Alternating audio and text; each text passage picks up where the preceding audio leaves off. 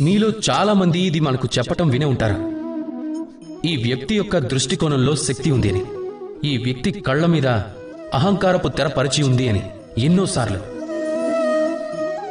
సరే, నేను మిమ్మల్ని ఒక ప్రశ్న అడుగుతాను. మీరు ఏ విధంగా చూస్తారు? దృష్టితోనా లేక దృష్టికోణంతోనా? ఆలోచించండి. మీరు అలసిపోయారు కదా? దృష్టి ఏదైనా వస్తువు లేక ఏదైనా వ్యక్తి కేవలం బయట రూపాన్ని మాత్రమే చూస్తుంది. కానీ దృష్టికోణం మిమ్మల్ని నేరుగా వాస్తవాలకు పరిచయం చేస్తుంది. ఉదాహరణ రూపంగా చందమామ. చందమామని అందరూ చూస్తారు. కొంతమంది ఎలా అంటే, వీరికి చందమామ చాలా అందంగా కనపడుతుంది. అలాగే కొంతమంది ఇలా కూడా ఉంటారు, అందమైన చందమామలో కూడా మచ్చను వెతుకుతూ ఉంటారు. ఇది దృష్టికోణం.